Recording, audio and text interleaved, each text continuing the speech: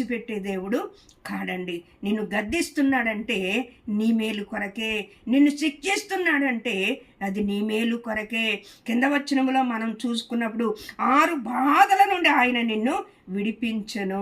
చూడండి, ఇలాంటి బాధల్లో, కష్టాల్లో మనము దేవుని యందు నిరీక్షణ కలిగిన వారుగా మనం ఉండాలండి. దేవుని ఎడల మనము భయభక్తులు కలిగిన వారిగా మనం ఉండాలండి. దేవుని ఎడల విశ్వాసము కలిగిన వారుగా మనం ఉండాలండి.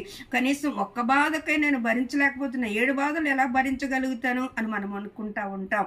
కానీ 6 బాధలు నీకు కలిగిన ఏ కీడును రాకుండా నిన్ను కాపాడే దేవుడై ఉన్నాడు.